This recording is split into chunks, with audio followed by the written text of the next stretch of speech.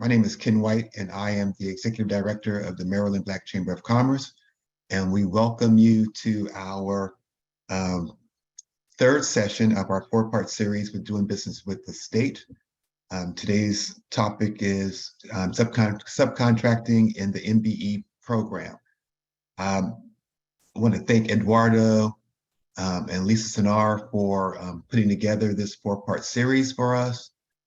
I know it's been a heavy haul, but it's been very informative, and we look forward to continued partnership. Again, this is a partnership with the Governor's Office of Small, Minority, and Women Business Affairs. And we have one more session coming up in July. That is the VSBE program, and that is the Veteran Small Business Enterprise Program coming up on July 26th.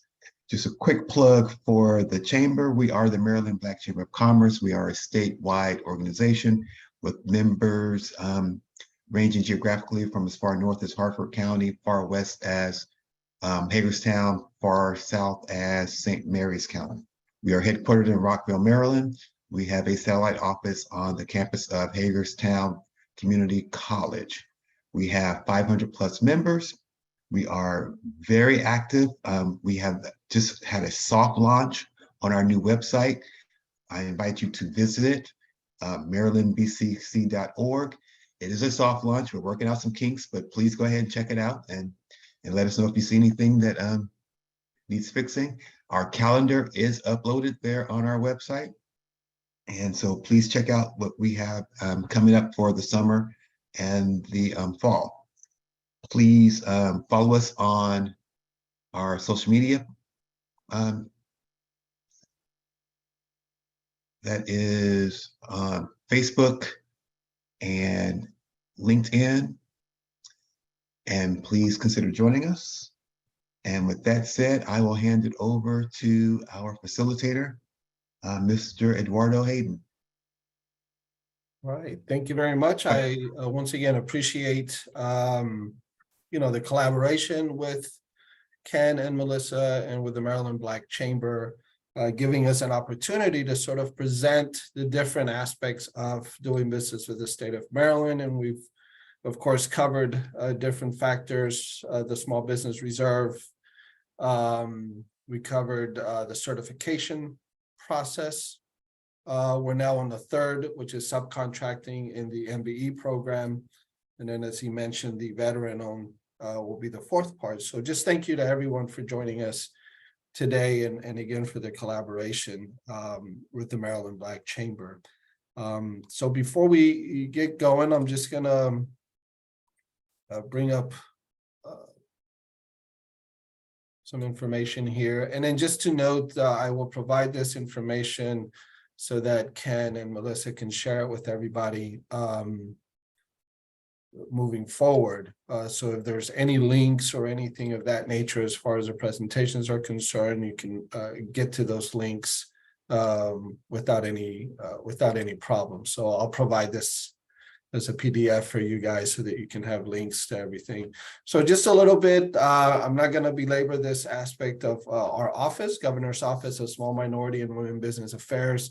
Just as a general, we're here to try to connect all of these small businesses across the state. And by small businesses, I mean all of the businesses, minority, women-owned, veteran-owned businesses, to greater economic opportunities. And our presenter for today, Nichelle, will kind of cover how do we do that. So the 3 points you sort of see on your screen, us dealing with oversight, monitoring, and compliance for the socioeconomic procurement program. She'll get into that. Conducting statewide outreach and training. This is an example of one of the ways in which we do that, which is collaborations with our resource partners and just the utilization of our website. Again, she'll go further into those pieces for you and as part of her presentation. If you need anything as far as any more guidance, you can always reach out to me. I'm a small business outreach manager. I'll share with you guys a little bit about some upcoming things that you want to put on your calendar that are meant to help you connect directly with some of our state agencies and the opportunities that are out there. So I'll bring that up at the end. What we'll do today is Nichelle will present. She'll cover her the content she has for you, and then we'll take a quick little, I would say, quick little break, and then I'm just going to cover a little bit of information, and then we'll jump into a Q&A session. So while you're paying attention to what's going on, submit those questions. I'll do my best to keep a track of and curate as many of those questions as I can, saving them to the end, and then we'll try to address as many of those then. And then I'll sort of do my part to close out our aspect of it with just some extra information that we'll make available to everybody. And then Ken, I'm sure, will come in at the very end and close us all out. So with that said, what I'd like to do is ask Ms. Nichelle Johnson. She is our MBE compliance manager.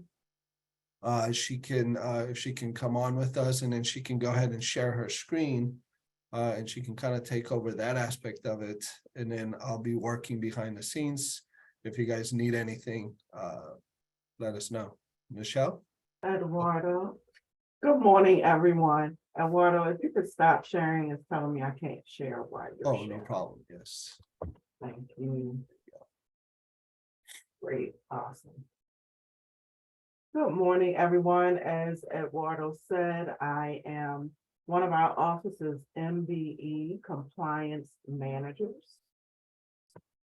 And hopefully everyone can see my screen at this point. Yes. So really glad to have you all here with me today. Thanks, Eduardo. And I cannot wait to jump right into it. So let's go ahead and do that. So as Eduardo said, we do advise the governor on issues that impact the small business community. And that includes women-owned businesses, minority-owned businesses, and veteran-owned small businesses across the state. We also provide direct oversight of the MBE, SBR, and VSBE programs, which we'll talk a little bit more about today. We, as Eduardo said, conduct this statewide kind of training, outreach programs. You'll often see us at many small business, minority business, and veteran business events across the state, representing our office. And this oversight that we have, it includes the outreach, the training, but also includes compliance. We track compliance across the state. We help establish best practices concerning all of the programs, and deal with how the programs are implemented across the state. And our website, if you guys have not checked out our website already, I invite you to, because our website has an amazing amount of resources on it, from all of these different events that are happening across the state, to our small biz newsletter, our expanding opportunities magazines, our trainings that are going on. And then we provide a lot of information. Some of it we will talk about today, the things that are provided on our website. So you'll see how valuable our website really is. We have many staff members that can help assist you, as you know, we were talking about a little bit earlier. Someone from the SBR program has already presented, and I'm presenting today, and then we'll also have someone with the VSBE program that's presenting as well. But our office, it has a chief of staff, our director of communications and outreach, our director of policy and legislative affairs. So that's all the changing laws and things that are going on. He kind of handles that and keeps us abreast of what's changing in our space. Eduardo introduced himself as our small business outreach manager. Our SBR compliance manager, Lisa Mitchell-Sinar, presented to this audience previously. We also have another SBR compliance manager. I am one of two MBE compliance managers. And we also have an MBE compliance manager that deals with BLT operations, which is like your casinos. And finally, we have the state's first ever VSBE, the Veteran Program Compliance Manager. So all of us are available. You can find all of our contact information right on our website. So for those of you who may not know about the MBE program, which I highly doubt that, but just in case, in 1978, the Maryland General Assembly enacted legislation that created the MBE program. So we are celebrating this year 45 years in existence, which is amazing. This program was created specifically to ensure that any socially or economically disadvantaged small business owners could still be included in the state's contracting arena. Also, our program is well recognized as a national model. We often get requests from different states to have conversations about our program, and they're trying to create some similarities with our program, as we are recognized as a national model for minority inclusion in state procurement. And we have some, we'll talk about that later, some really unique things about our particular program. So as with most things in the government, we are governed by state finance and procurement articles. These are statutes that govern our program. And I've taken the liberty of listing the exact ones here, 14-301 through 14-308. We're also governed by the Code of Maryland Regulations, or COMAR 21-1103. If you want to look at it this way, the state finance and procurement articles are like the foundation of the program, while COMAR are the policies that have been created to govern the program and explain more so how we are to carry it out.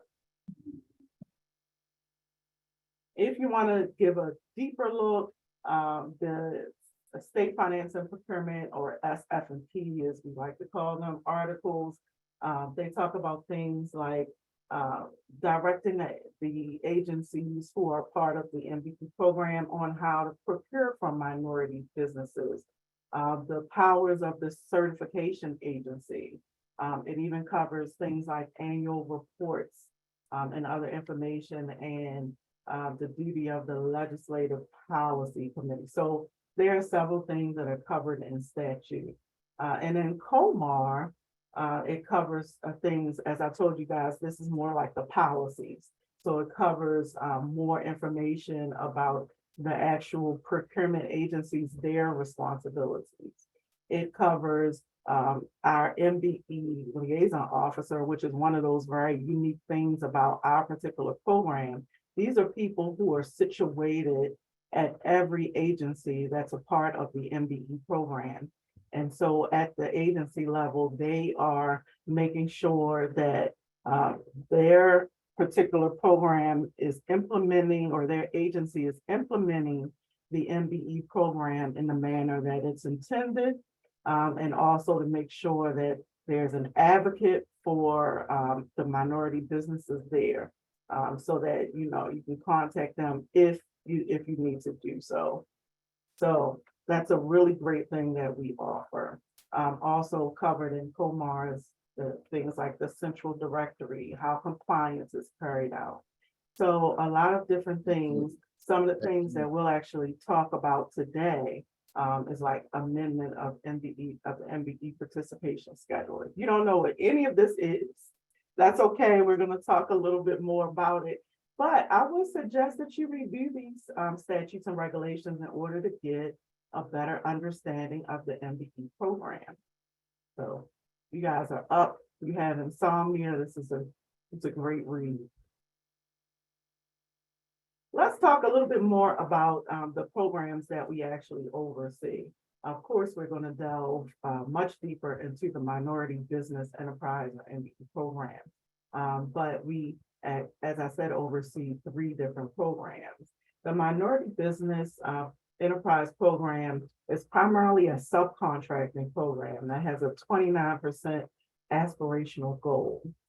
This is across the state. Agencies are expected to direct, 29% of their spending towards the MBE program. But across the state, we're trying to reach 29%. This program is race and gender specific. So of course, it is based on race and gender. There's an application-based certification process. We'll talk a little bit about that later. And there's an annual review in order to remain in the program. The Small Business Reserve Program is actually a prime contracting program. And this program has a 15% set aside. So it's not a goal per se, but it's a set aside. We are trying to reach 15% across the state, however. This is race and gender neutral, meaning race and gender don't have anything to do with qualifying for this program. And there are state-defined small business eligibility standards that are listed out on our website. There's an online certification process that is in eMaryland Marketplace Advantage, which is our e-procurement platform for Maryland. And there's an annual renewal. While the veteran-owned small business program, or VSBE program, is like the MBE program, primarily a subcontracting program, has a 1% aspirational goal and a 3-step certification process that is in eMaryland Marketplace Advantage also, that includes the verification of veteran status and has an annual renewal as well. It's important to note that you can also, even though they're primarily subcontracting programs, you can prime contract in the VSBE and MBE programs as well. You can apply for all 3 of these programs if you're eligible. So there's no, exclusions. You can't be in one if you're in the other. You can be in all 3 if you're eligible. And you do not have to be in any of them to bid on a state contract. So you just heard me talk about the prime subcontractor and the subcontractor. So let's look a little bit more at that. So Maryland awards contracts, the procurement contracts, directly to what we call the prime contractor. And this means that the only legal relationship with the state is with the prime contractor. We do not have a legal relationship with the subcontractor. So the government has privity with the prime contractor has privity with the subcontractor. We're going to talk a little bit more about what that means to you. Everyone understands the dollar, right? So if you look at it in terms of the money, the government, the state, so we would pay the prime contractor, we would not pay the subcontractor. The prime contractor is responsible for paying the subcontractor, and the subcontractor has that legal relationship with the prime. As I mentioned earlier, the certification process is not through our office. Although we oversee the MBE program and its implementation, we are not the certification agency. The certification agency is actually the Office of Minority Business Enterprise, which is part of the Maryland Department of Transportation. And they certify, recertify, and decertify MBEs, and all of this is spelled out in regulation. In order to qualify for the MBE program, there are some eligibility standards that apply. You have to be able to show your minority status. You have to be 51%, at least 51% owned, has to be owned by the minority, and have sole control of the business. You also have to meet small business size standards. And there's a personal net worth requirement as well. So those are all parts of the, and for those of you who attended the the MBE certification session, you are well aware of this, but for those of you who didn't, this is basically what you would have to attest to as you are applying. If you want to learn more about the certification process, you can do so at the website that I've listed here. And they also have the application assistance workshops, which we always tell vendors to attend, which is very, very helpful. Also, I always like to make note of this, that any firms that are headquartered outside of Maryland have to be certified by a governmental agency within their own home state before applying for certification in Maryland. And of course, you would need to meet other requirements like registering your business at SDAT. Also, the Maryland Department of Transportation, they publish a directory. So when you are certified, you become a part of this directory, and people can use this link that I provided here and actually look up your business to find that you are certified in the state MBE program. And if you ever have questions, you can definitely contact the Maryland Department of Transportation as well. One of the great reasons that I always tell people you should participate in, because some people are like, well, why should I participate? Why should I bother getting that certification? Well, $1.6 billion was awarded to certified MBE firms in our last fiscal year, 2022. So I think that, that's a great reason why you may want to be a part of that. Just to, join in and get a part of the $1.6 billion. Why not be in a number? Some of the benefits of MBE certification is that only those who are MBE certified can fulfill an MBE participation goal on a contract or sub goals if they're established on state funded contracts. If you're in pending status or anything like that, you cannot be a part of that, fulfilling that MBE participation goal or sub goal. But if you are a fully certified firm, you can do that.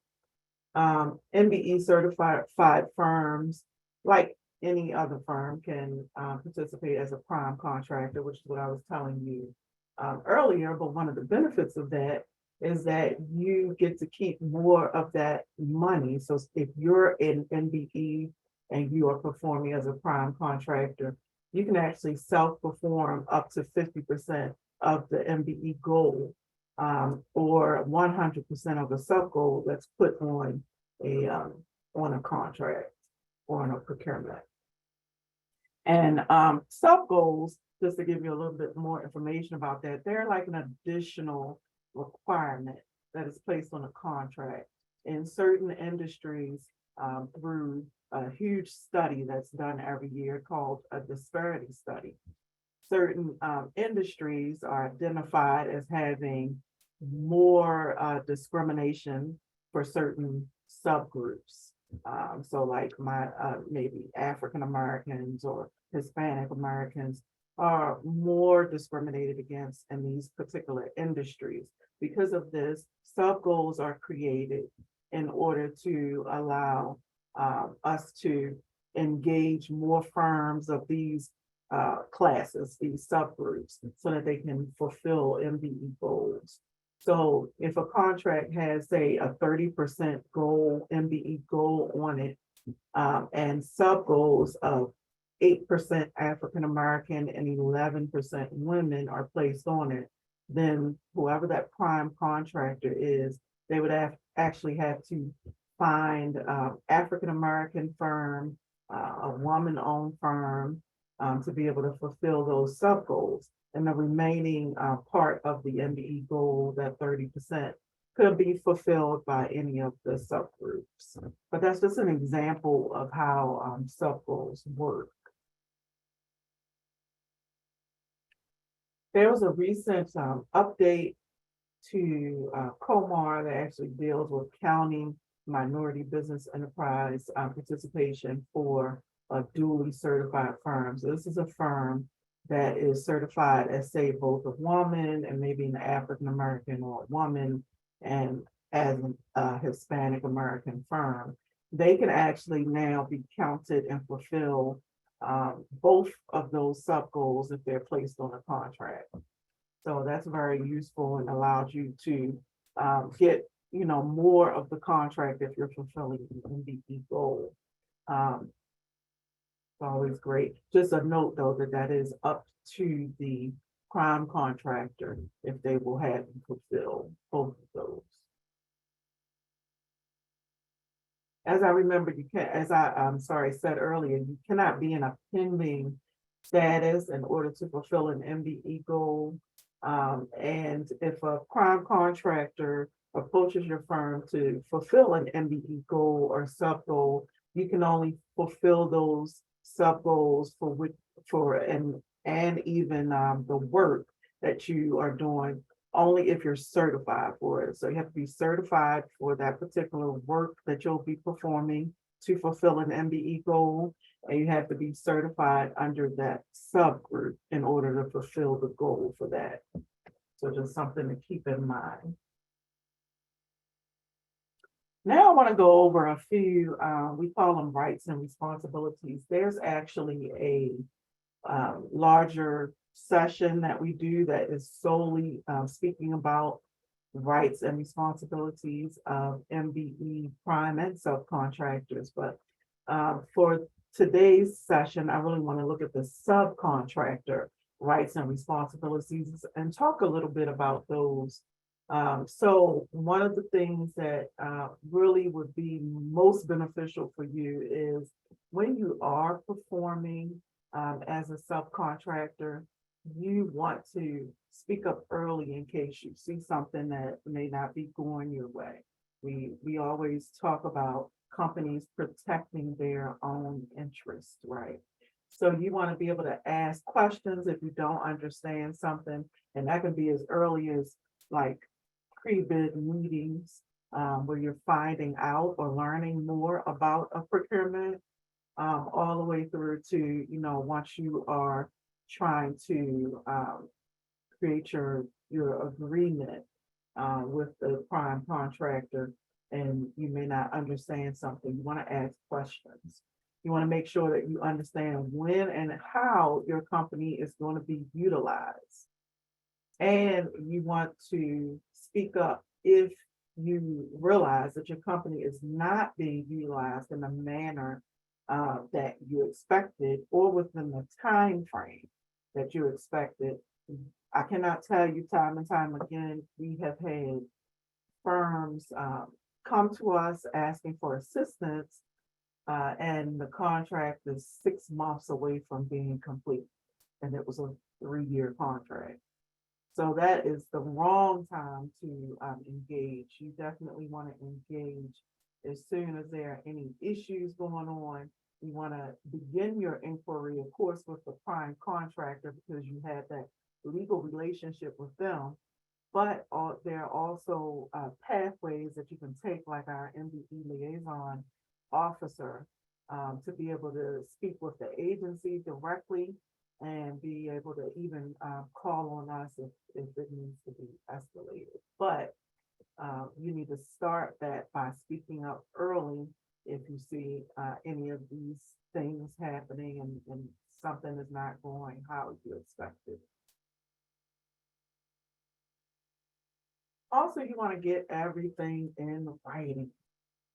If your firm is participating as an MBE subcontractor, you're going to be expected to sign off on what we call a MBE subcontractor participation certification. And we'll talk a little bit more about that in a few minutes. But, these are forms that the state has.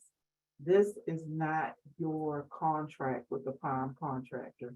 So you, as an MBE subcontractor, want to craft an independent contracting agreement with the prime contractor.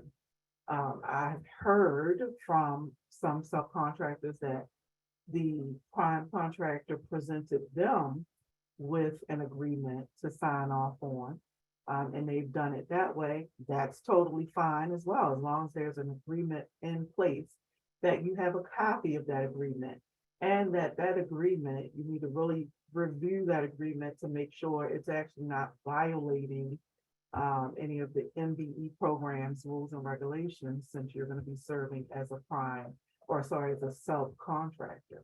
So you want to make sure that your rights are really represented within that contract, and that it covers all of the things that you really needed to. That subcontractor agreement it's just very important. And so you want to make sure that it is talking about the actual work that you will be providing, the material that you may be providing, the time frames for when you are going to be engaged in a contract. Because especially if anyone here is like in construction or something like that, those kind of contracts may have phases. You may not be engaged in the contract at the very beginning. You may come in later. So you just want to make sure that you know when you are to be engaged in that contract, so that time period doesn't go past and you still haven't started any work on the contract. And also just to know, a prime contractor is going to have multiple subs, usually does have multiple subs on a contract. And so you want to make sure you have your own agreement in place. Why is this so very important? And some of you may be like, she's really harping on this agreement, because you guys don't know how many times we found that a subcontractor reaches out to us, and then we determine they have no agreement in place. So this agreement is really critical. It'll basically spell out all of the project details. It'll talk about the work that is to be completed, and we have a milestone schedule that you have to stick to and make sure that you meet those deadlines, right? It's going to have payment information. When you have a good subcontract agreement, then you will be legally protected. And it'll help both sides be very clear on what your role is in the particular contract.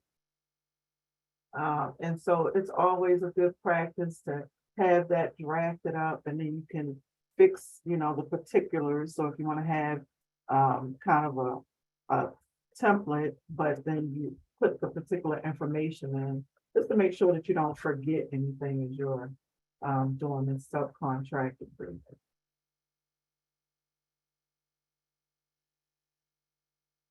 So I talked about some of the things that are a part of a subcontract agreement, but I decided to kind of really list them out here. These are some of the things that you want to make sure are covered in your subcontract agreement, like the scope of work, the duration of work, if there's a non-disclosure clause, if there's a non-compete clause, if there are insurance requirements,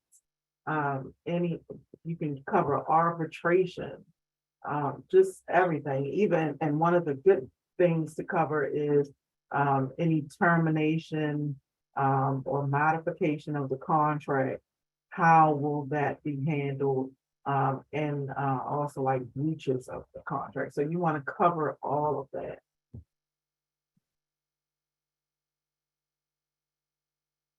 Now, you heard me mention earlier that there are actually certain forms from the state that you'll be signing off on that are not your subcontract agreement, but you want to make sure that you are familiar with these and kind of know what they are when you're being asked to sign them. So when a prime contractor bids on a state-funded contract and it has an MBE goal, once they have determined, reached out to you, kind of discussed you participating in the contract, and you're aware that they, are going to list you in their bid as being one of the proposed MBE subs, then if they are then the apparent awardee, identified as the apparent awardee of that particular contract, they should be coming back to you to get this particular form signed, which is the Certified MBE Subcontractor Participation Certification. Long name, I know. But this form is kind of outlining the work that you will be performing. It has a percentage of the contract that you will be performing, and it gets your signature and information. And this goes back to the state agency. One thing that is really important with this too, this helps identify the particular contract so that you know the contract number and you know all of the information that you're participating on. We have seen several instances where the subcontract agreement has a number, but that's not the contract number that's associated with the state agency. And so when we're inquiring, we don't have that number because all we have is the subcontract agreement number that was assigned. So just make sure you have a copy of this paperwork and that you know which agency is the contract holder and that you know the contract number, the actual contract number. This is in case you do need to contact the state agency, the MBE liaison, or our office so that we can find out details about that contract when we go to investigate. Also, if you are engaged in a contract and the contract is actually awarded to the prime contractor that has asked you to be a part of the contract, you will then have to submit monthly payment reports. The monthly payment reports, important to note, do not go to the prime contractor. They go to the agency. The state agency's information will be on this form. That way you will have the information of the person you can reach out to in case there are any issues. Also, this form is what is allowing us to track compliance. And this is a very important document. It's what allows us to track compliance because again, the legal relationship is with the state and the prime. The legal relationship is not with the sub. So we won't know what you've been paid until or unless you submit this form. And that keeps us abreast of your payments, making sure you're paid on time, that you don't have outstanding invoices that are past like 30 days. So this is a very important document as well. You want to make sure you have that. Then this document may be one that you are asked to fill out. If a prime contractor approaches you and asks you to be a part of a contract that they're bidding on, and you say, oh, I'm not going to be able to do that. I'm engaged in another contract that's keeping us really busy. I'm not going to be able to be a part of that. They may ask you to fill this form out. It's called an MBE Subcontractor Unavailability Certificate. And that is what we use to keep prime contractors honest, and that if they engaged you and you're saying you can't work on the contract, we ask them to get you to sign this. So if you guys hear about this form from a prime, please, take a minute and just sign off on it if you're really not able to do the project so that they can show that they have reached out and tried to engage in.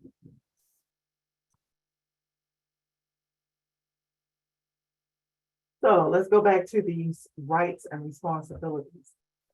If once you are named, I'll start there. Once you are named on a contract by an MBE or as an MBE by a prime contractor, you cannot be just arbitrarily removed. They cannot do that. Once your name is in that bid paperwork, After you filled out maybe the certification document, they cannot remove you without what we call good cause. And that's actually defined in COMAR. And that You is, tried to get the COVID shot. She said, sorry, someone has their mic on. Thanks. But this is actually defined in COMAR.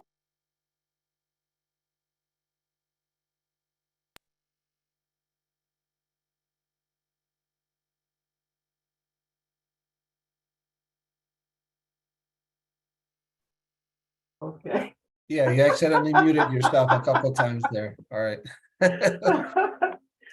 All right, so this will show that that there is good cause means that there's some documented history of non-performance or underperformance on the contract, or that you as the MBE have actually asked to be removed from the contract.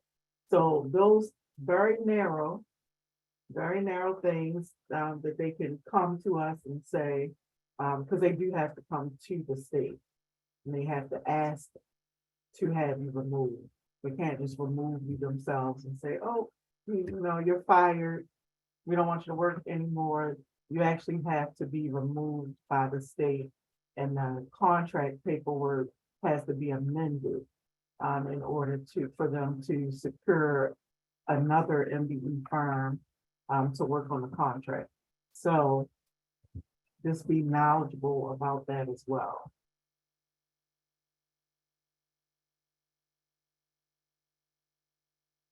Another part of what you really want to make sure that you do is just being knowledgeable about the entire process. How, procurement even works. And we'll talk a little bit about that today, but nothing like getting in COMAR and really getting familiar with regulations concerning this program specifically, but also procurement as a whole. And so, feel free, definitely read through that, but learn also, in addition to that, what the agencies are buying. How will you know who's, a good customer for you? Is the state even a good customer for you? You want to find that out. We may not be. So you want to look into that, and you want to see who is purchasing what you actually sell, whether it's a product or a service. Also, you want to learn what prime contractors are utilizing subcontractors like you.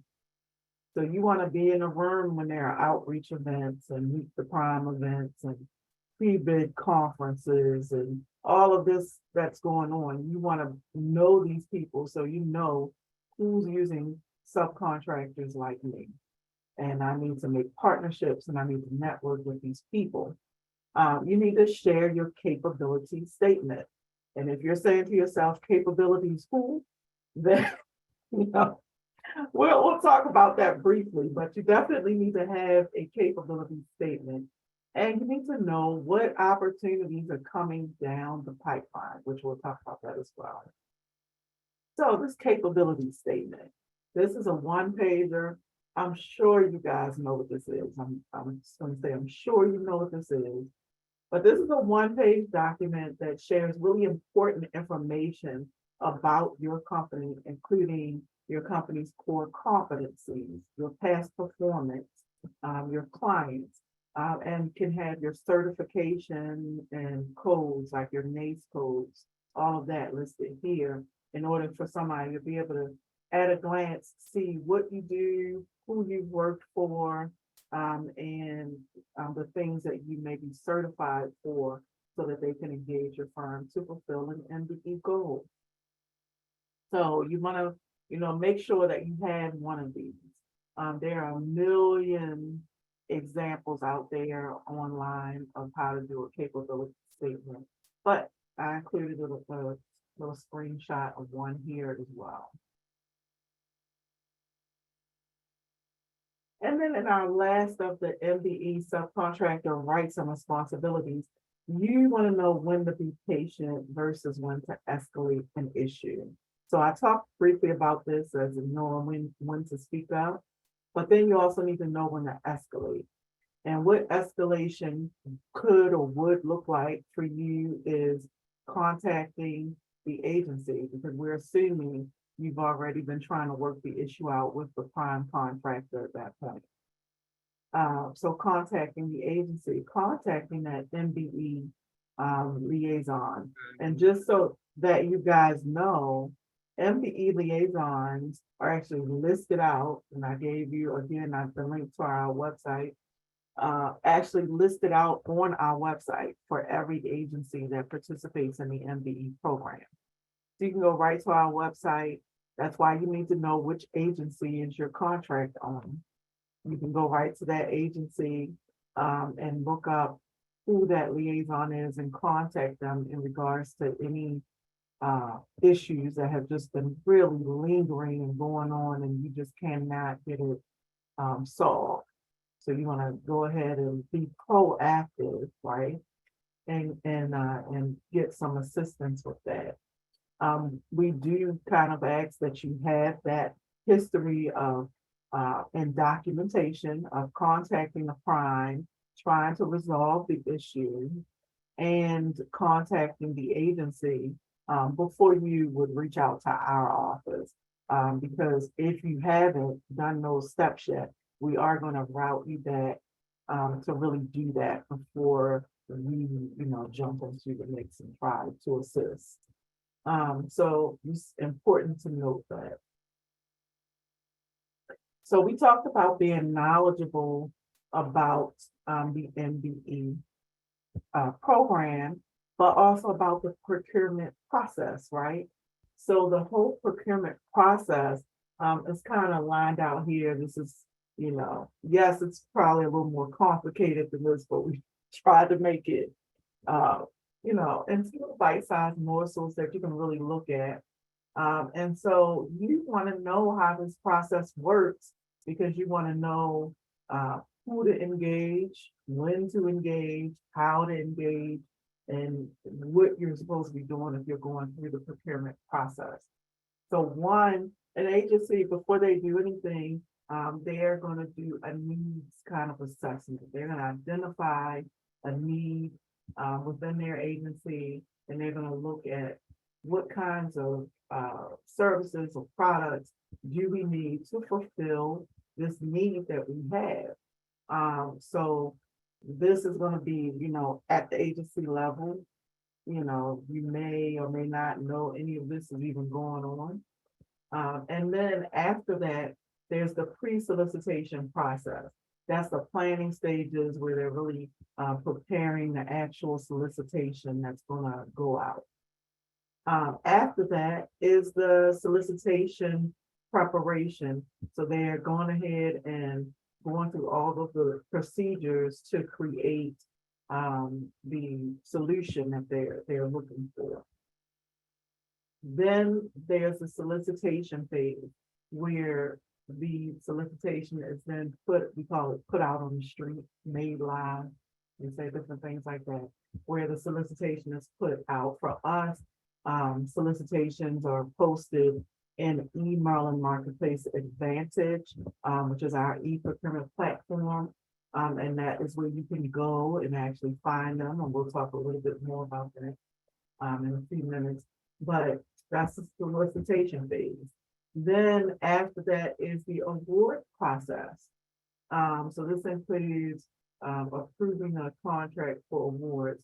So in that solicitation phase, you would be putting in your bid. If you're a prime contractor, if you're a subcontractor, you'd be engaged at this phase by the primes.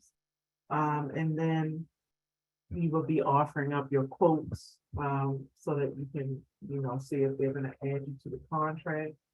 Then through the award phase, where they will notify at that time the apparent awardee, and you as the subcontractor again would be engaged to fill out that participation certificate or certification. And then they would move on to, after everything's awarded, they would move on to commencing the contract, executing the contract. and going through the contract administration process. So this is where the compliance pieces come in, where you would be sending in those payment reports to make sure the compliance, that the MBE or that the prime contractor is being compliant with the MBEs that are supposed to work with work on the contract. And this would be those kinds of activities would be going on. And you would actually be doing the work of the contract. So that's the entire kind of process that you would go through in procurement. I did want to say during the solicitation phase, that's where you would attend like the pre-bid conferences where you could ask questions and give clarification on some of the requirements for the contract.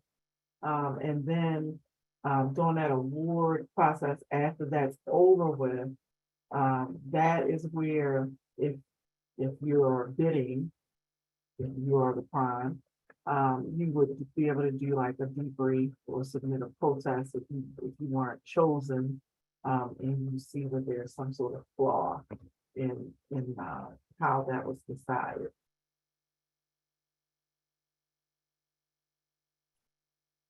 So I want to talk a little bit about procurement categories, which is what we call them. But these are the dollar ranges for the different procurements. Depending on what the dollar amount is, the procurement would fall into different categories.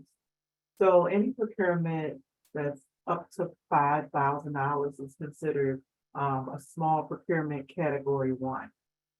This procurement would have an could be oral, written, or published solicitation that's done in order to obtain quotes.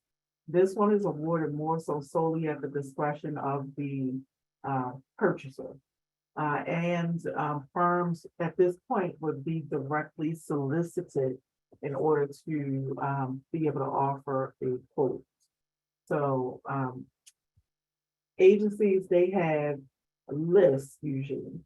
This is good information for you to know. They have lists of vendors that they reach out to when they are doing small procurements.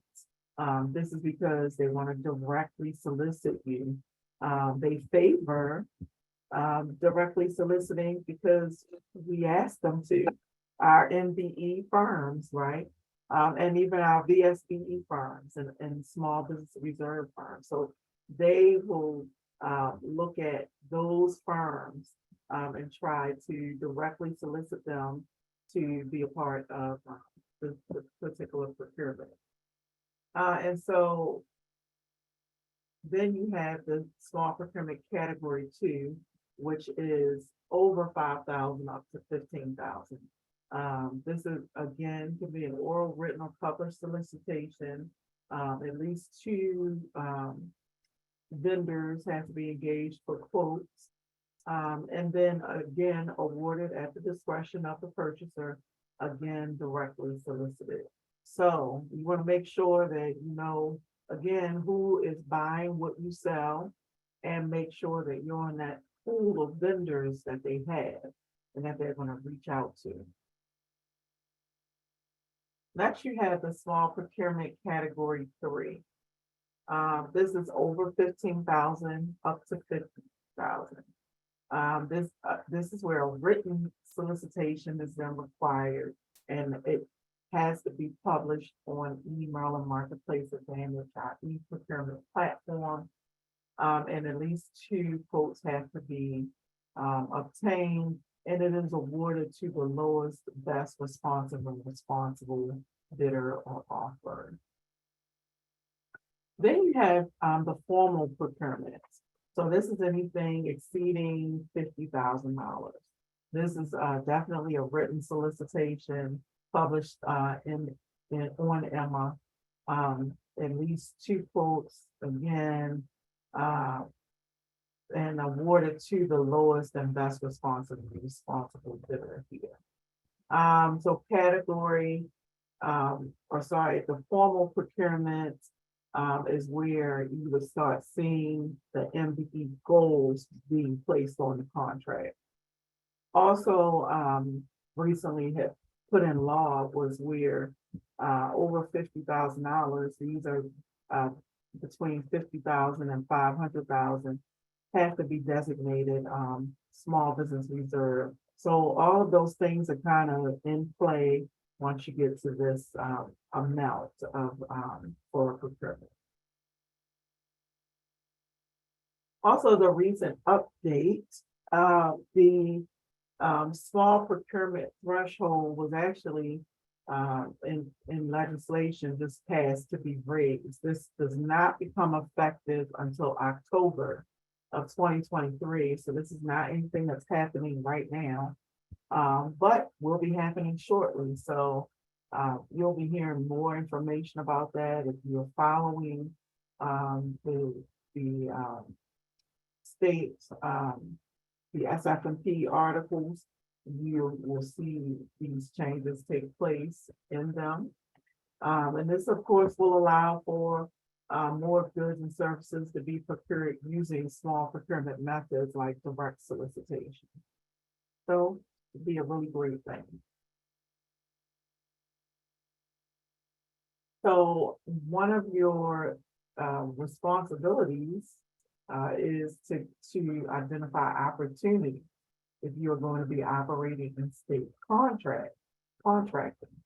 And so some of the opportunities that you can identify, we have on our website.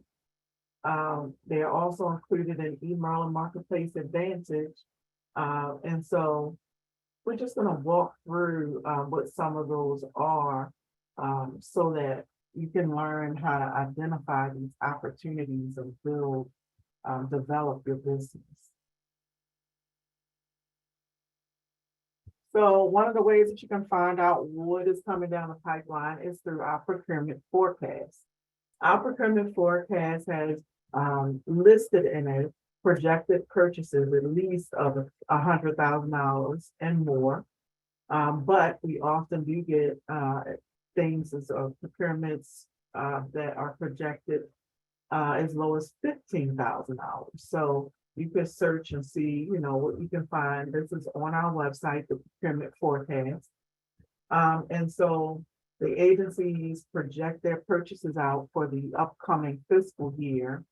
And normally that is updated right at the beginning of August. So that data is being collected right now. And that will be updated in August for this upcoming fiscal year. And you'll be able to go on and search through like keywords and all of that, how to, you know, identify these procurements that are projected. You can also download those results. So that is really awesome as well. So we can go there, you can find opportunities using like keyword searches, different kind of search methods, and then pull this information down to keep track of that. So if you go to our website, you would click this link area that's highlighted in yellow right here, called Procurement Forecast, and it would open up to this window that you see here. Here you can actually choose to search by different, as I said, methods. Once you do perform a search, you're going to be able to get this download, basically, which is like an Excel sheet, where it is identifying all sorts of really great information. One thing that's very important as a subcontractor, it identifies if there is an incumbent. So someone who had already won the contract previously and most likely may be bidding again when this contract is up to be rebid. So you can actually look them up and reach out to them if they're listed there. So great opportunity for you to kind of get a jump on that. Also, one of the other areas that is fantastic is the contact information that is listed here. So the procurement officer's name, phone number, and email are actually listed, and this is in that second circled area here. And so you can actually contact them directly to find out more information, to just ask any questions, anything like that. You can contact them directly. So just for those things alone, this is a really great piece of information to have. If we look here at the ways that you can search by agency. So if you perhaps know which agencies really purchase what you sell, you can skip searching around in all of them and go right to the agency that you want to look at. You can also do it by what we call procurement category, which are like the industries. So construction or IT services, or construction related services, or engineering, or anything like that. You can look up the particular procurement category. You can even do contract value. You can search by region. So if you only really, service Northern Maryland or something like that, you can search by the region to be able to see what's available or what's happening in that region. And by the advertisement day. So they project when they are going to advertise this, and they break it down in quarters. So it's like quarter 1, 2, 3, 4. And so that, if you want to look at something that's coming up in quarter 2, you can go and search for that specifically. So those are all the parameters that can be chosen. Once you do choose the parameters, you just click to search, and then you click and you see all the buttons up here, these 3 buttons at the top. So you can click to search, and then you can click to export to Excel. So that's definitely handy, right? Another place you want to go to identify opportunities is Maryland Marketplace Advantage, or EMMA, that you've heard me mention a million times so far today. This is where the procurements are conducted. Now, there's a whole online process that you use to place your bid. And so you need to, really get yourself acquainted with that if you're going to be doing state contracting.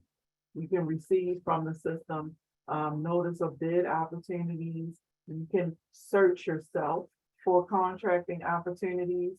And then you can even obtain, once you do submit a bid, you can obtain the results of that online. So all of that happens in Maryland Marketplace Advantage.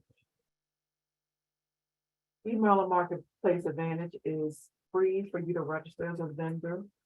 You can use this to find prime contractors on prior contracts, just like you did with the procurement forecast. And then you can review the current solicitations that are out seeking bids. And if you want to go to that and register, I provided the link. You can be registered on EMMA basically almost immediately. You can get to this if you don't go to this link on the Office of State Procurement's website as well. They do have the EMMA link there. Once you do that, whether you put the link in this presentation or you go to the Office of State Procurement and click the EMMA link, you'll end up here on the EMMA homepage. You can look at frequently asked questions. They have quick reference guides that can help walk you through how you actually can set up your account. One of the things that we find with Maryland Marketplace Advantage that happens a lot is people go in the system, they start their profile, they don't finish it. You have to finish your profile, and by finish your profile, I mean you want to make sure you go all the way through to the point that you are selecting your codes. This system doesn't use MACE codes, but it uses codes, and I always butcher the name, so don't hold it against me. So it's UNSPCS, I believe. codes, but at any rate, it uses different codes. It does not use the NACE codes. And so you can look up what your code should be by keyword if you're not familiar with those codes. You can look that up and add the codes. There are training sessions for vendors on Emma. And so you want to, sign up for those if you have trouble navigating the system. But if you do register, you can just come here, you can register for a new vendor account. As you see by these circled areas, you can look up public solicitations, as I mentioned. You can look up public contracts, which are contracts that have already been awarded. And when you look up those kind of contracts, that's helpful for you to be able to determine who won those contracts and when is the contracting cycle up. So that's good information as well, because then you could say, oh, this contract is a 3-year contract and it was awarded 2 years ago. So that means they're about to put this out for rebid, most likely. And so you can either contact the agency and ask, are they about to rebid it?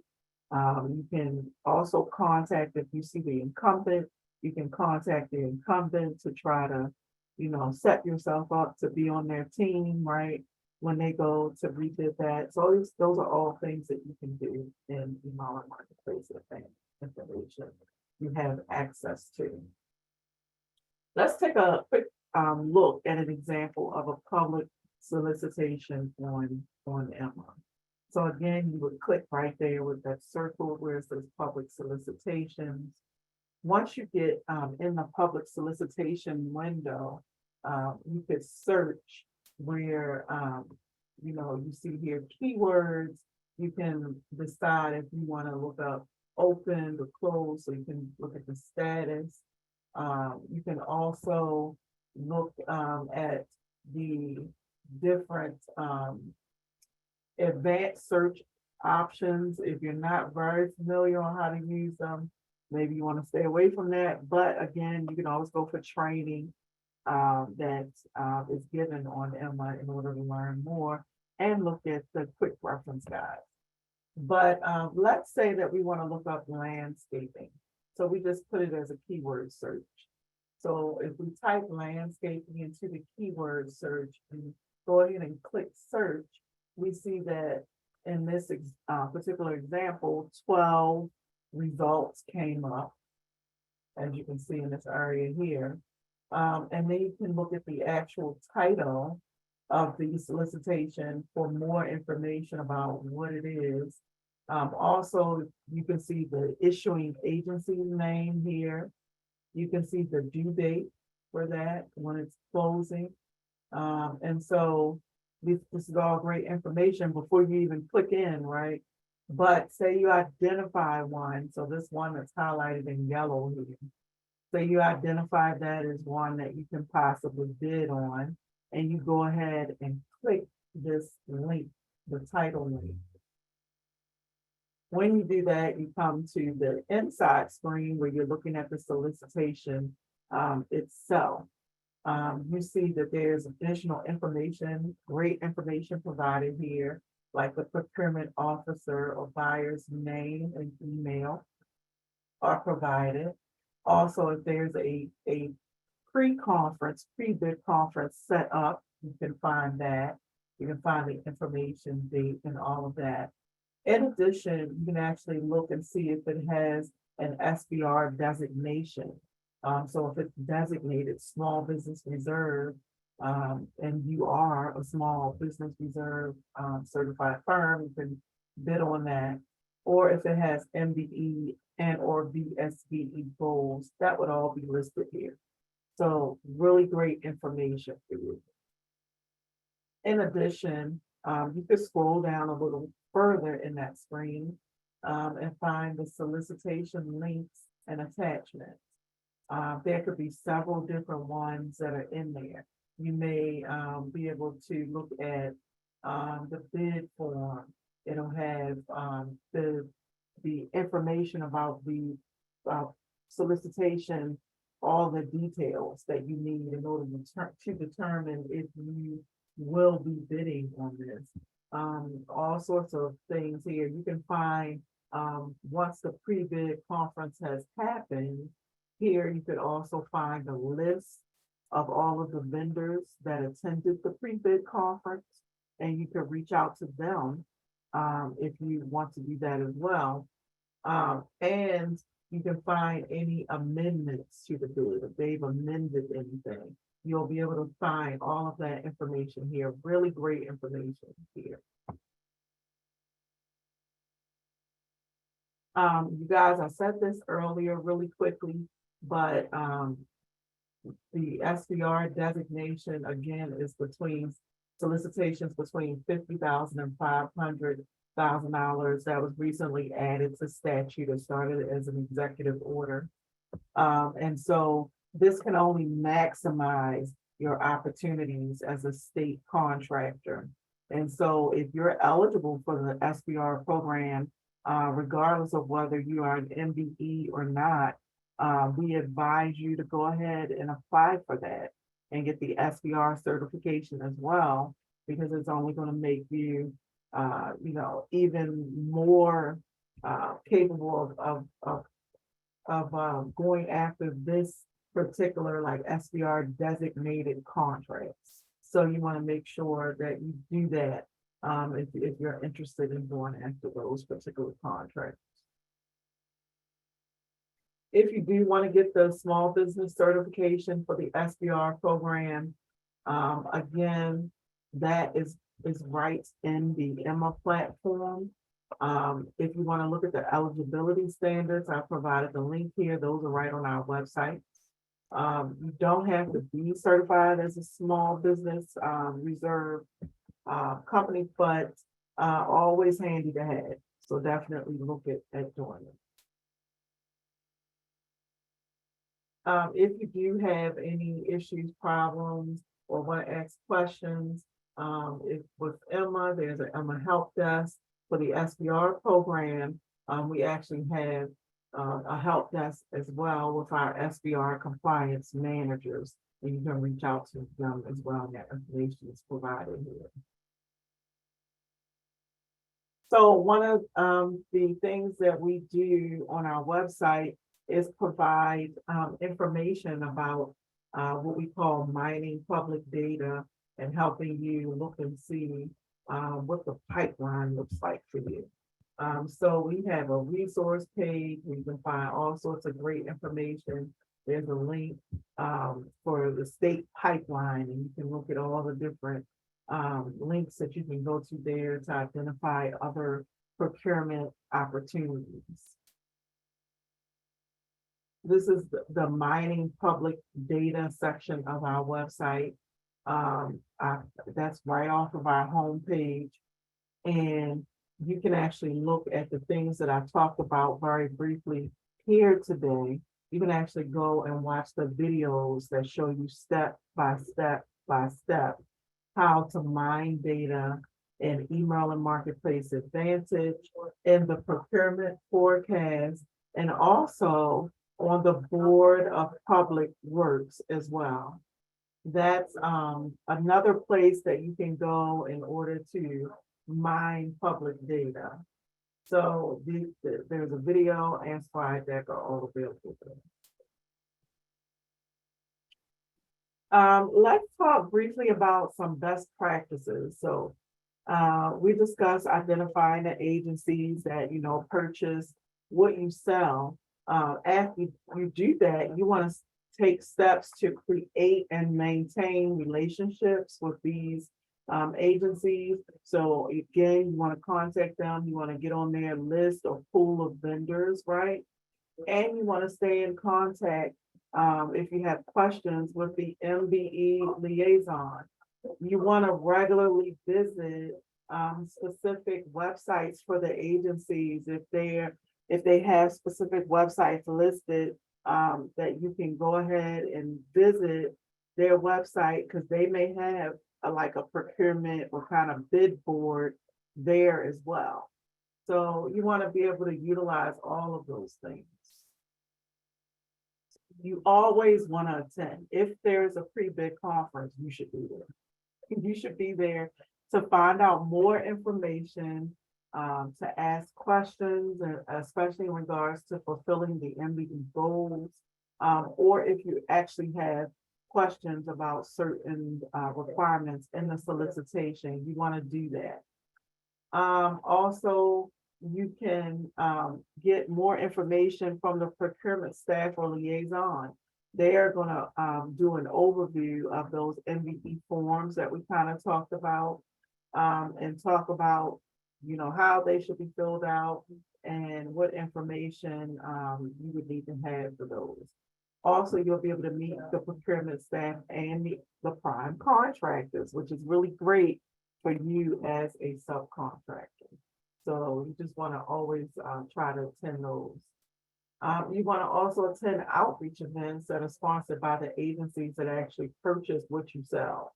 So if you have been gone through identifying those agencies that really purchase your particular products or services, if they're having events or meet the prime events, or just events where they're talking about upcoming solicitations or things that are going on, you want to be there at those events. If you did not know, on our website, we host an events calendar that has events that are happening all across the state. And you can go to our website and look at that. Also, for the particular agencies that purchase what you sell, reach out to the liaison so that you can be on that list, and they can let you know when they're having any sort of outreach events or event going on.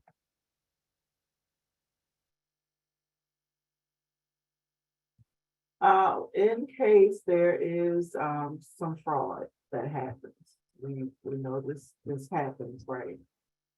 So if you notice something like, they said they were going to utilize you, you found out they won the contract, and maybe they weren't really on the up and up with that, as far as upholding the program regulations and rules, or if you find out someone's utilizing MBEs for purposes that are not correct, all sorts of things happen.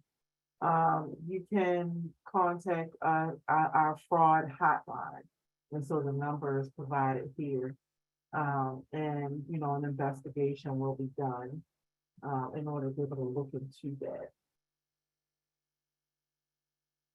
This is just some quick business best practices. I always like to just mention these, just in case we have people in the room who are newer to business and state contracting. Just some things to keep in mind. In order to do business with the state, you definitely have to be registered and in good standing with the Maryland Department of Assessments and Taxation, or some people call it DAT or SDAT, right? You can check your status at SDAT by clicking this link that I provided here, going to the Business Express entity search if you want to just quickly find it, or you can log in if you have an account. I would suggest you get a Maryland Business Express account if you don't have one. The only reason I'm saying that is because they will go ahead and send you to your email notifications about when it's time for you to do your personal property return and things like that. So you want to do that if you definitely can. You want to do that.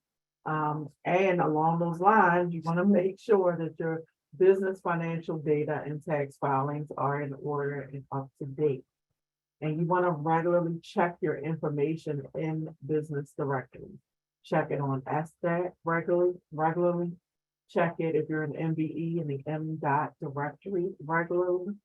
Check EMMA if you're a certified MBE or DSBE regularly. The reason we say this is to make sure that you're not missing some deadline, or that you haven't missed your recertification. If you are, if you have a trade name, you want to make sure that you're renewing that with SDAT every 5 years. like that, these are the things that you really have to take care of in your back office to make sure that that's running smoothly while you are going out for contracts. And just in case this is, going over your head, I have literally had business owners call me and they're in a panic because they're saying, I was going to be awarded this contract and they want to go verify my information. And so now they're trying to get help to still be in the running for the contract, but we cannot help you at that point. You have to be in good standing, you have to be registered, you have to make sure all of your stuff is up to date. So that you will not lose a contract. And some people talk about that it's difficult to even get a contract, and imagine getting it and losing it because you did not have something like this taken care of. So this is a cautionary tale.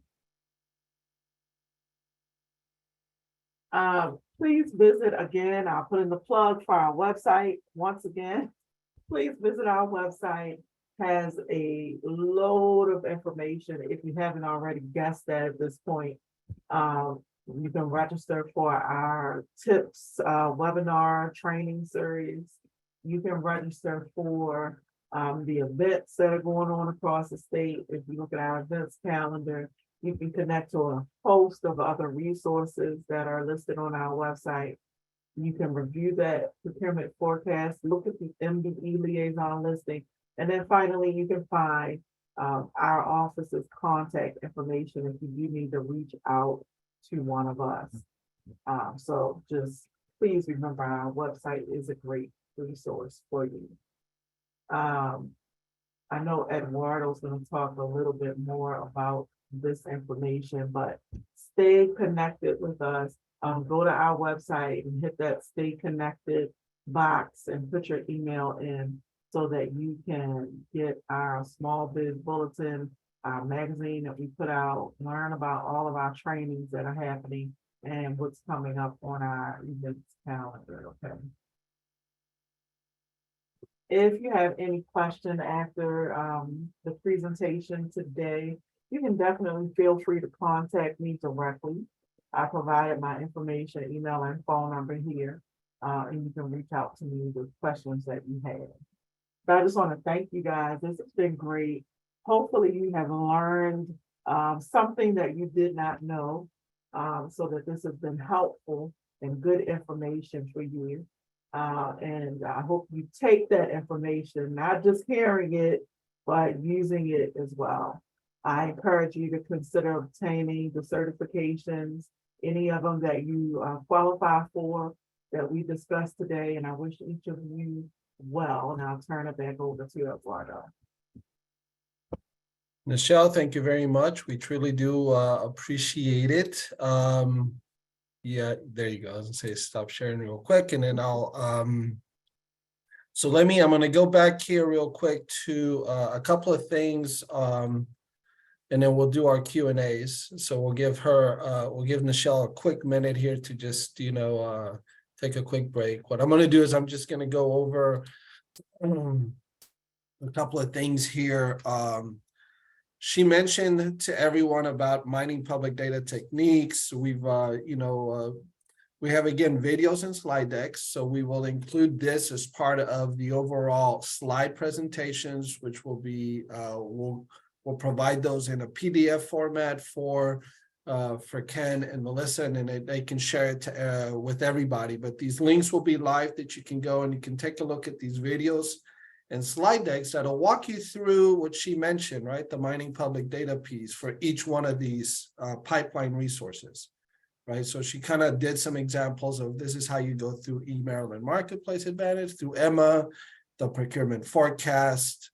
We have one on the Board of Public Works that'll show you how you can get deeper into the information that's there. And then we added a new one called Communicating with Confidence. It sort of says, well, now that you've identified maybe a procurement officer or a liaison, or you have some information, how do I maybe follow up on some of these things with some of these individuals? So some examples of how you can kind of do that as well. So just know that this will be coming as part of the presentation itself that you'll get after today. All right, so with that, if we can bring back Michelle, and then I'm going to go over as many questions as I can. And let me just check here. All right, just making sure I'm up to date on the questions that have come in before I get started. All right. Again, I'll answer the general question. Yes, we are going to make this presentation available. Okay, the combination of mine and hers, all of the links. So we'll make sure that's in a format that everything is live, so you can click on those links. That'll take you directly to whatever resources you're looking for. So just know that that's that. So let me start. I'm going to start here with first question that was asked at the very beginning, and it's probably good to clarify on that, is what is the difference between aspirational versus set aside? So you were talking about the procurement program. So if you could just give a sense so people understand what that is referring to. So I'll first start off with saying constitutionally, we cannot do a set aside for a program that is based on race and gender. So because of that, the set aside is for the small business reserve program. And so that's just overall small business owners are able to bid on those contracts that are between 50 and 500,000, but maybe even higher. And so that is the set aside, meaning that is only small business reserve vendors can bid on those contracts that are Recording in progress. SBR. And so if you're not an SBR, you're actually not able to bid on those particular contracts. While the MBE program is more so assigning a goal to the contract based on an evaluation, and it's done contract by contract, so there's no guarantee of what the goal will be on every contract, but those are evaluated, and we are looking to reach that goal, but it's based on the contract, the specific subcontracting opportunities that are identified, and the number of available firms. So this PSA, the more available firms there are, i.e. the more certified firms there are, the more the goal is able to be placed on the contract, and the higher the goal based on the opportunities available. And so just to add to that, so if you looked at the, you're going to get the slide and it'll say a 29% aspirational goal under the MBE. This is what Michelle is referring to. That does not mean 29% on every single contract. Oh. We're talking about that's aspirationally as a whole, as a state. We're trying to spend up to that amount in these contracts, but everything, like she said, it's evaluated on a contract per contract basis. And there are some constitutional sort of reasons why that cannot be established as a set aside. It has to be in the way in which it is. So that's the reason for those things. So thank you for that one. The next one, and I sort of answered this to someone more directly, but it's a general. If you're familiar with the CRMSDC, right, Capital Region, right?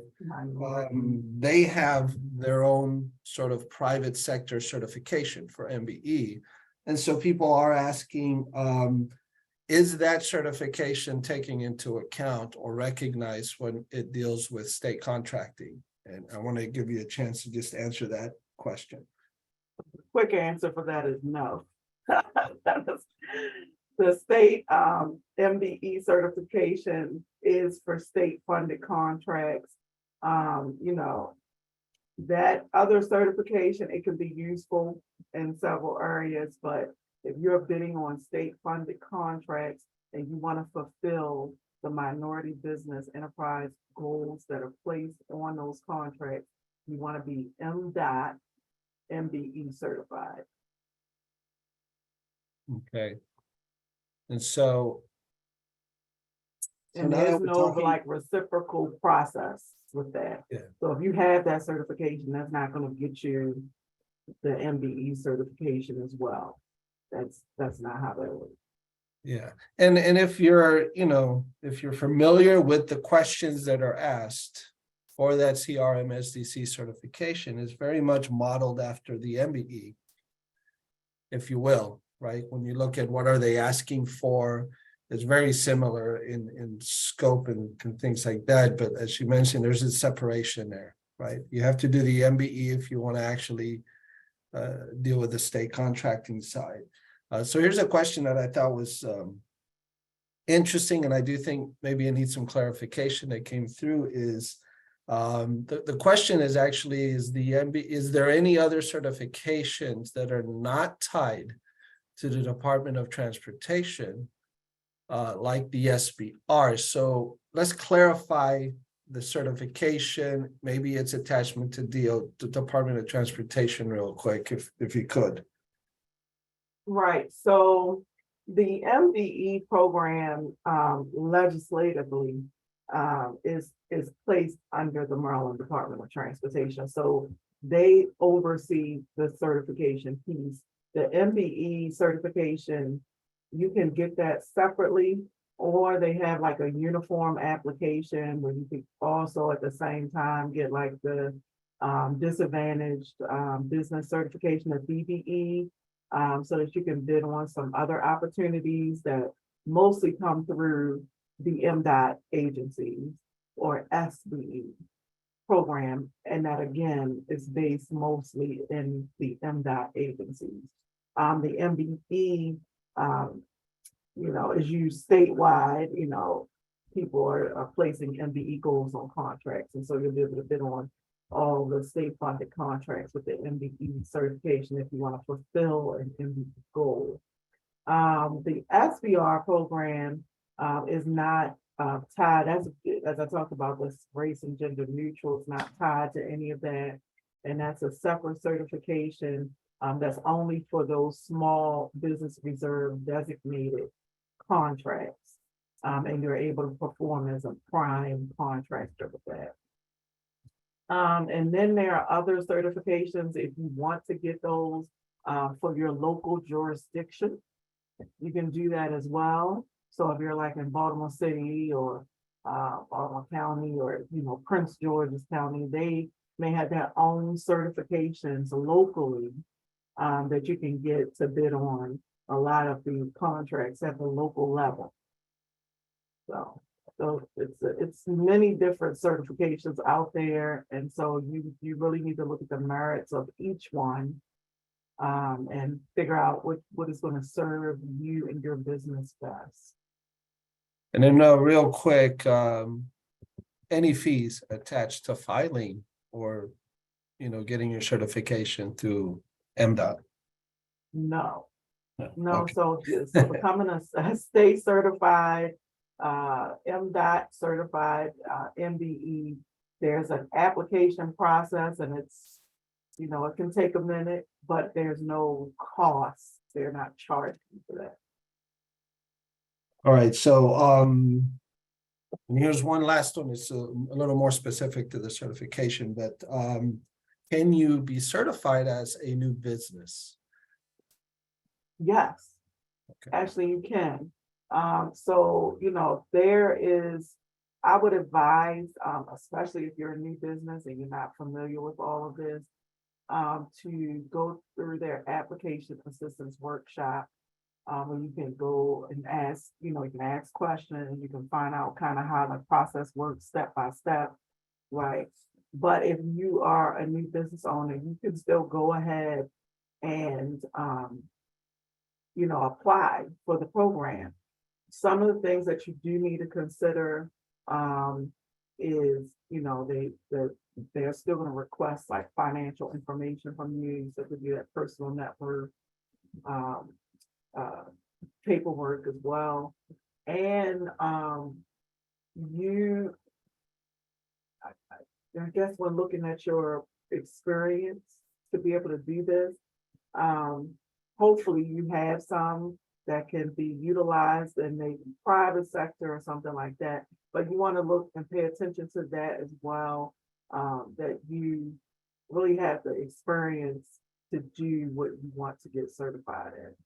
So if you're a brand new business, of course, you don't have any history as a business. So you want to have some history based in what you want to get certified as. And then maybe just to add to that real quick, something that we've learned over time. Performance experience is almost always going to refer to what experience do you have as a business entity where you've gotten contracts, whether it's private sector or otherwise. So if you're a new business, know that most likely you're going to be using what we consider relevant experience. So that could be, 20 years you've been working with some other business. It's in the industry in which you've started a new business in because you want to do your own thing. And so that relevant experience is probably what you can bring into the fold at the very beginning as a new business if you have not gotten performance experience. So just keep that in mind. So here's one that I think is important. You talked about the payment form that subcontractors are asked to submit on a monthly basis. Do you only submit that when you're getting some kind of a payment, or should you be submitting that monthly even when you're not getting a payment? How does that work? So that's actually, I'm gonna say that's up to the agency, because I've had agencies reach out to me and they're like, well, so you heard me earlier talk about there could be phases in a certain project where you may come in at a certain phase. So if you're not even being utilized just yet, there really wouldn't be a need to turn in these payment reports. But the agency really is gonna, they're gonna ask for all of the subcontractors to turn these reports in. So you really want to ask this question to the agency. They can kind of note in their compliance paperwork that you're not being utilized yet. But you want to make sure that you're doing what the agency wants you to do at that particular point. So they may ask you to do that. Right, perfect. And here's another one, maybe clarify a little more on,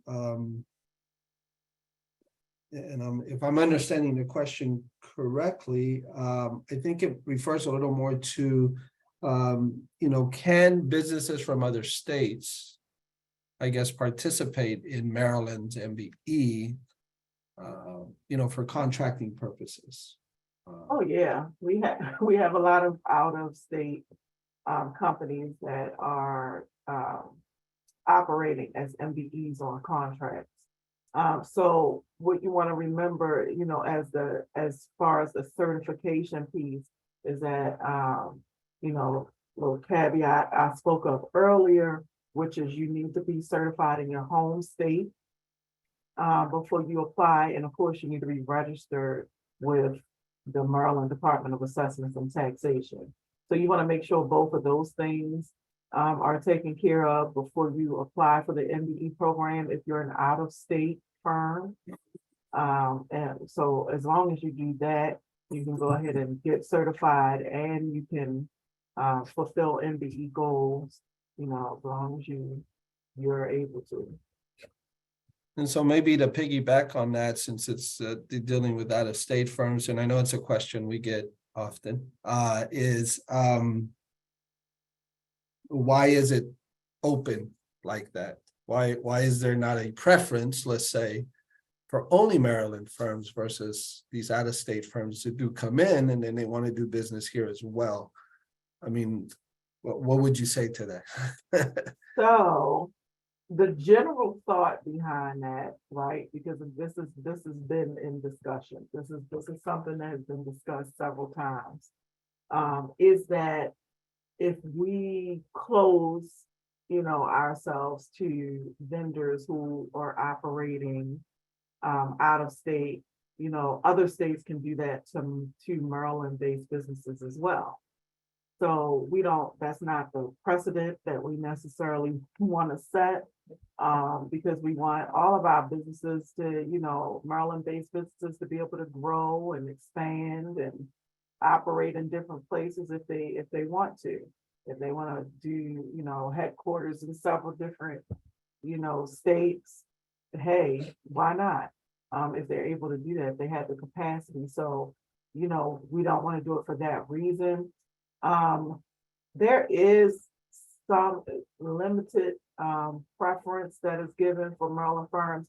And it depends on the solicitation and if they are utilizing that. But I don't know if that's utilized a lot. So, and I really don't want to like give any information on that. So if someone wants to specifically learn about that, I can forward you to the right person.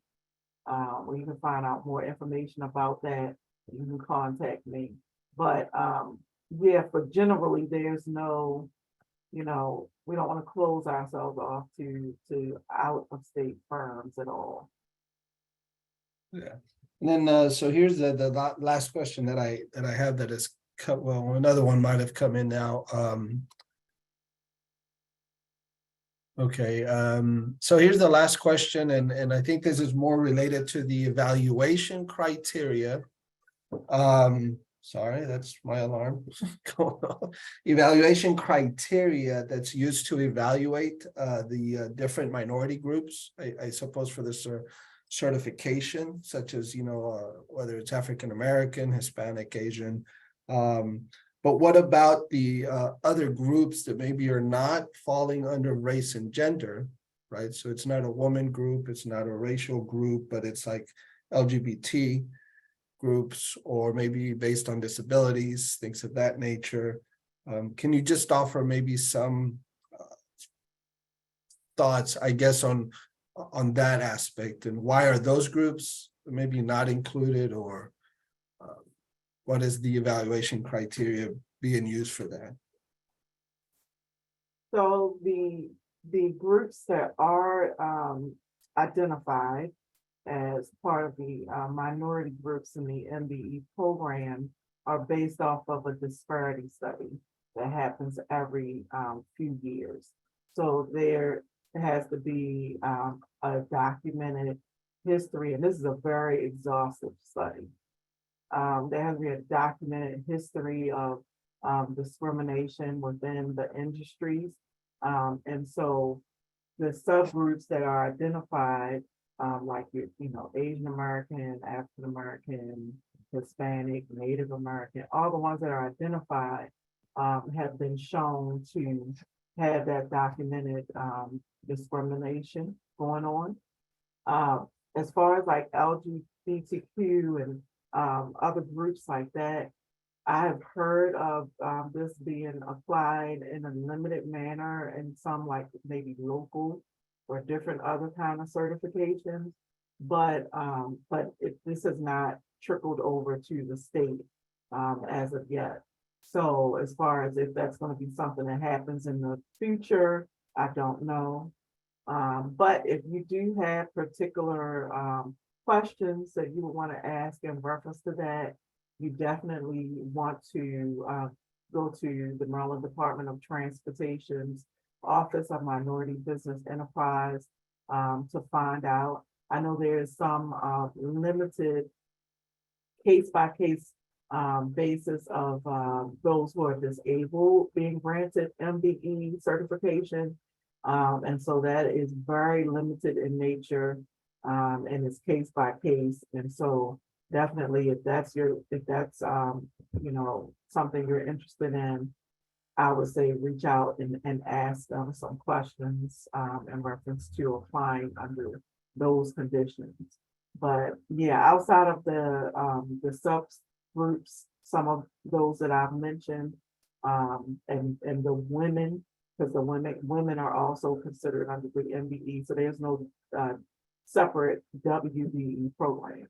Women are also considered a minority under the MBE program as well. But other than those subgroups that are currently identified, no other subgroups are really up for consideration at this moment, but yeah, we don't know where that's gonna go. Okay, good. Any final thoughts before we sort of and well, let me check real quick. Just looking at if we have a little bit of time, I just want to make sure if there's any other. Okay, perfect. Well, one, I guess, do we offer coaching per se? We are always open to discussing, obviously, any issues that you guys may have. Technically speaking, per se, we don't sort of tread into that area of maybe coaching or consulting per se. We kind of leave that up to outside resource partners such as the small business development centers, women's business centers, and the like, or now the new Apex accelerators, or what have you. But that doesn't mean that, you know, if you reach out to us, we do our best to try to connect you to the right places and try to give you the best information possible so that you can be successful.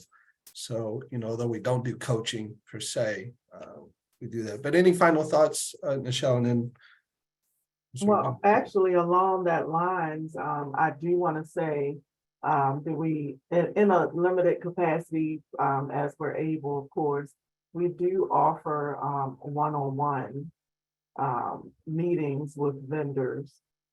If you want to ask particularly questions about operating maybe as a subcontractor, you can reach out and we can, you know, schedule a one-on-one, and we can go through some of the, you know, things, some I mentioned today, but also some other things that may have to do with your particular company and the services that you offer. Because we're always happy to provide any insight, you know, that we can to help you along the way. Yeah, thank you. And I do appreciate that. It's a very good point, because it does, you know, people do ask all the time.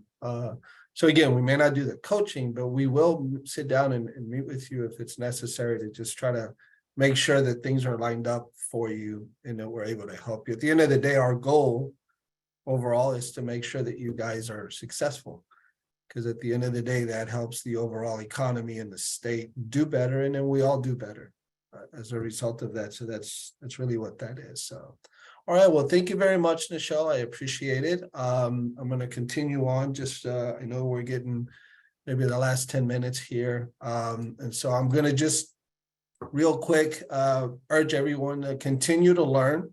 If it's through our office, connect with us regarding our tips webinar series as training and insights for procurement success. A question came in earlier that sort of may refer to one of our upcoming training sessions.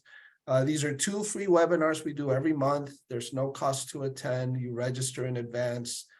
We always provide the opportunity to download that presenter slide deck, and then for the recordings, we usually will post that on our YouTube playlist that you can go back and look at that if you want. Again, go to our website, gomd.smallbiz.maryland.gov, and you can find more information about that there. Here's an example of some of the upcoming things that we have. I mentioned actually tomorrow. Yes, tomorrow. Am I correct? If I'm getting the dates. So I got the date wrong. I'm sorry. It's tomorrow, Thursday, June 29th. Now, June 28th, we have one called Leveraging Your Certifications. So once you get these certifications under your belt, what do you do with them? How do you leverage the fact that you have those here within the state of Maryland? So we have a class tomorrow, 10 a.m., still open. So if you want to sign up for that, you can. Again, you just go to our website and you'll find that under the tips webinar link. So there's sort of a tile. You click on that link that says tips, and then you'll see the you'll see the registration for that, leveraging your certifications. And then next month, we'll cover crafting a compelling capability statement, which Nichelle mentioned as well. If you're going to do business with government, this is sort of something that's very much needed. It's what you use to sort of let people know this is what I do, this is how I do it, and why you should do business with me. So I have someone come in, a professional company, they sort of establish or created what is considered the federal capability statement. So these are people who know what they're talking about. and they're going to give us some guidance as to what you need to do to sort of put that together. And then we'll have one called State Procurement 101, which will be another class we will provide. And then we'll get into some of the areas discussed today about the procurement process, methods, and then how to do business with the state of Maryland. And then save the day for this one, very important, in-person workshop, September 14th. Is our Ready, Set, Grow Procurement Connections workshop that will take place at Live Casino and Hotel. What I do there is I bring as many agencies, 16 to 20 agencies, and then they'll be there with information about their opportunities and what they may have current at that moment or in their pipeline. Great place for you to meet, build relationships, and connect with state agencies about the opportunities that are out there. So put that on your calendar, save the day, September 14th, 9:30 a.m. at Live Casino and Hotel. All right, I'll include this link for the playlist as well for everyone, so you can see what we've been doing for the year. And information about different partners. As I mentioned, you could reach out to them for other advice as well, including the Maryland Black Chamber of Commerce, of course, but I'll let Ken sort of do that part. So thank you guys very much for choosing Maryland. We appreciate you joining us, and I'll let Ken do his part. So Ken, Melissa, thank you very much. And I'm gonna stop sharing and let you do your part. Thank you, Ken. Thank you, Eduardo. Michelle, that was so much great information. That was wonderful. Quick question to you guys. The webinars and seminars that you do, is there a way for us to subscribe to something where we would get notifications for those, or do we have to go to the website? No, so newsletter? Yeah, well, Nichelle mentioned if you go to our website on that front page, you scroll down a little bit. You don't have to scroll down a lot. You'll find a thing on the right-hand side called Stay Connected. The little box, you enter your email in there, and then that'll put you on the database. So when we send out any notices for any of these trainings or events, you'll automatically get, including the bulletin as well, that monthly bulletin that goes out. So yeah, that's how you do it. Go to our website, go to the Stay Connected box, enter your email and submit, and that'll put you on our list. Great. Thank you. Thanks again, Eduardo. Thanks again, Michelle. I do see that we have a couple of board members here. We have Ebony Gray, our membership chair, who has posted our website to join. As I mentioned earlier, please join. We also, Melissa has put into the chat our social media platforms. So please, as I requested earlier, please follow us on our social media platforms. We have lots of activity coming up. We'd like to continue seeing your wonderful faces. Shantan, our board treasurer, is there anything you'd like to add? No, but this was actually very insightful. So thank you very much for being willing to put this on to help our business community. And I'm looking forward to many more of these types of webinars. Thank you. Ebony, did you want to say a word or two? I was actually just copying and pasting because someone asked about the MBCC website. So I just posted again, please visit our website just to learn more about us, to sign up for the actual newsletter, and also to join us, right, for MBCC. And Ken, someone asked in the chat if they were going to get the slide presentation. So I'm not sure if you had promised to send them, or if they are going to get the slide presentation from today. Yeah. I didn't promise. Eduardo promised. So yes, well, what I'll do, Ken, is that I'll take I'm going to put a combined version that has links. So for what Nichelle put together and anything that I had that has a link that's useful, I'll put one version together. I'll send it to you in a PDF format.